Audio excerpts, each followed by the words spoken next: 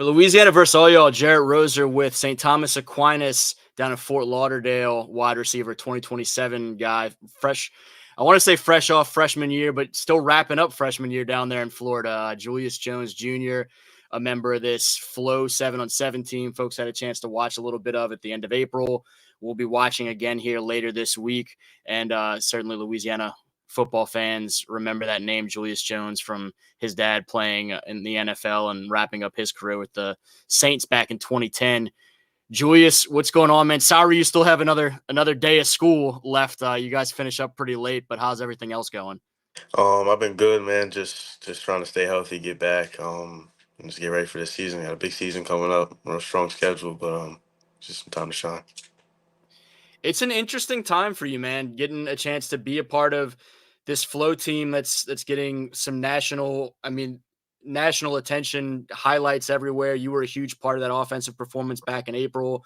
Your recruitment has blown up in the spring of your freshman year. And then obviously, St. Thomas Aquinas is always anticipating on Friday nights competing at a high level. And so working to make sure you're the biggest part of that process so you can be as a sophomore.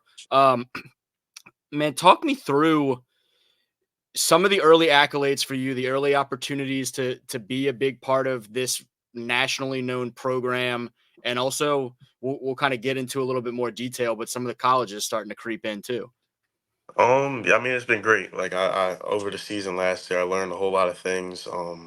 Main thing really was just the ability to stay ready and just keep my mind right. Either going up like the good or the bad, just gotta stay straight, keep my head right. But yeah, it's been a lot. It's been a lot. Had a lot to learn and a lot to just like deal with. But overall, it was a really good experience, and I came out once again learning a lot more than I did going into it. I talked to your guy Zayden Gamble a couple days ago, and I feel like at least half of our conversation was about that sort of mental side of things and being prepared and some of the stuff that has to go on behind the scenes that maybe folks don't necessarily always realize. And you guys, both with dads who played at a high level, kind of had a little bit probably more of an understanding of some of the necessity of those things than the average person. And I was going to ask you the biggest difference for you as a young player from a year ago to now with that freshman year under your belt. It sounds like it's a lot of the mental side that you look at as the biggest strides for you.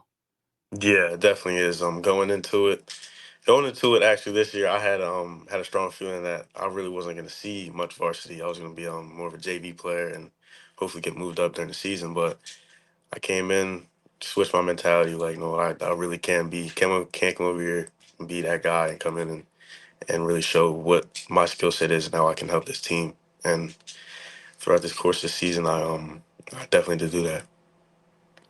So some of that came earlier than you were maybe expecting, or you were more prepared earlier to be a big playmaker for that team, or pretty early on. Did the college stuff happen faster than you were expecting? Because Mizzou came in the winter, and then really since March, it's been nonstop for you. Yeah. So Missouri, Missouri was definitely first, and when that first happened, I was a little shocked because I wasn't really expecting any of that. Of course, it was going to come sooner than later, but I was not expecting it so quick to happen. But yeah, it's been a lot since then, and yeah. Yeah, and I won't ask you to list them all because it's almost 20 now. Several, Power Four programs, Miami right there in the backyard, several SEC schools. How have you tried to? What's been kind of your mindset of how you approach some of that? It's still very early on for you. It's very exciting. Obviously, a big decision comes at the end of all this, but you've got several years before you have to make that decision. What are some of those conversations like for you and coaches, and just kind of the the mindset you try to take into it and how much you're trying to figure out about some of these programs right now versus realizing you do have a few years left before you have to buckle down and make that choice. Yeah, right now, a lot of it is getting to know like a lot of the coaches and feeling like that I can have like a good connection with the coaches because at the end of the day, really, it's gonna come down to where you feel most wanted and needed. So, yeah, it's just at this point. making connections, having good conversation, and maybe going around seeing what's like how everything works out with their campuses and their facilities and stuff. But there are like, of course, more than others. Like you're gonna feel some type of way to the Miamis in the hometown, or like somewhere like my dad went to Notre Dame. But it's just gonna it really comes down to where you are most needed and instead of most wanted. Did you grow up like heavily watching a certain program over others? Were y'all watching Notre Dame every single Saturday? Were you watching Miami? Were there others outside of those two that we just mentioned that kind of stood out to you along the way? Yeah, I mean, always I can find a whole bunch of pictures of me in the Notre Dame green. But yeah, there was Notre Dame, of course, Virginia. My uncle went to Virginia, played there, has multiple records. Tennessee was close there. My granddad had a really big job over there.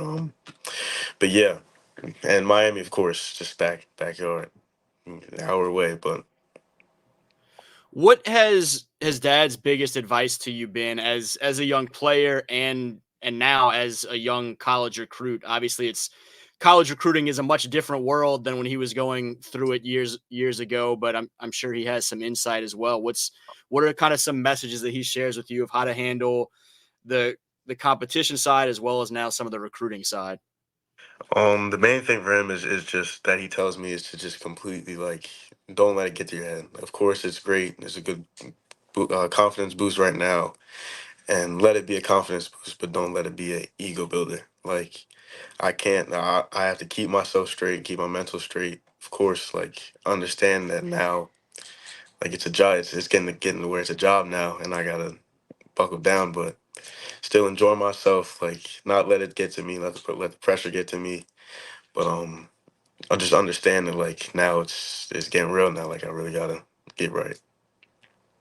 We'll be back out there in Florida in in a day or so, getting ready for that OT7 National Championship weekend. You had that weekend at the end of April with the group.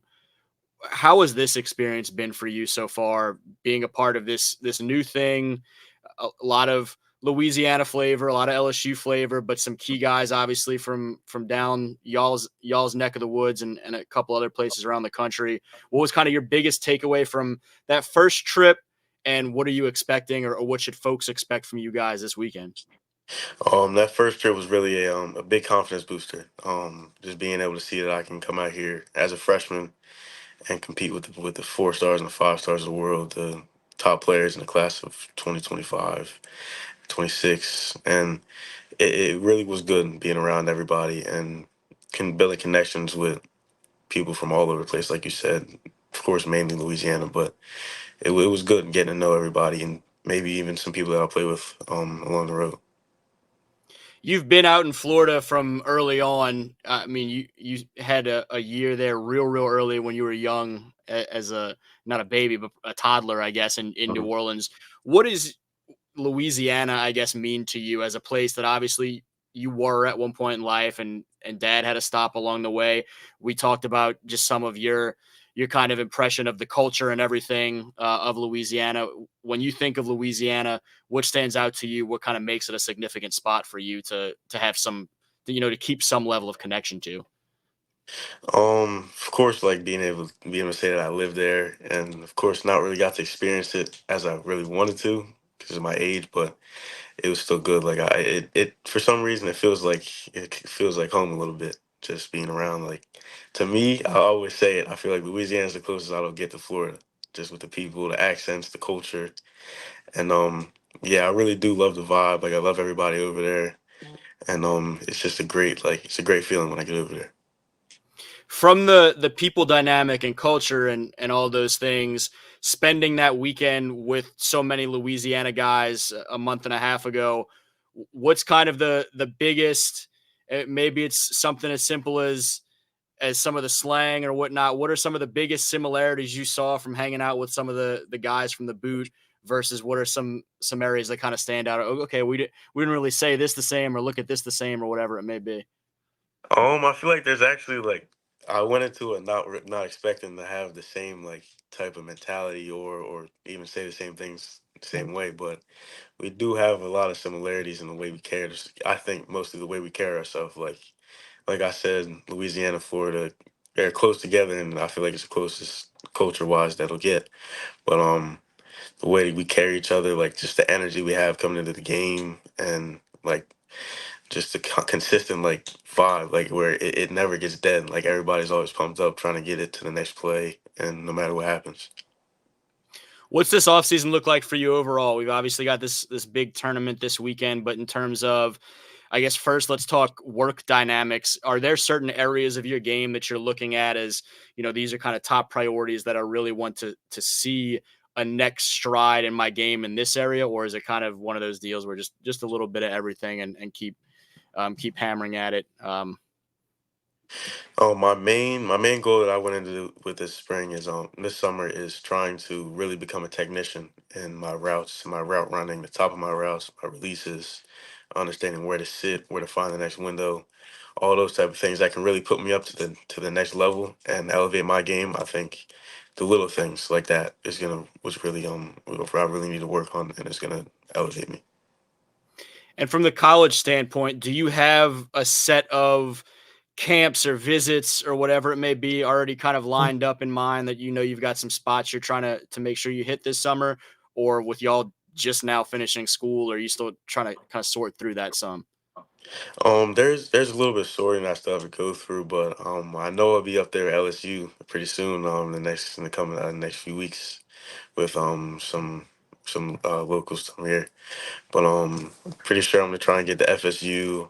I may go out west and see what they got going on, but yeah, not much right now. I'm just trying to get everything figured out and really like make sure that I'll be good for this whole summer. You guys started hearing a little bit from Coach Hankton or Coach Sloan or any of those guys in Baton Rouge just yet, or are you ready to kind of to put them on notice when you come out here in camp later this month? Yeah, I did get a chance to talk in person with the receivers coach and everybody like over the phone.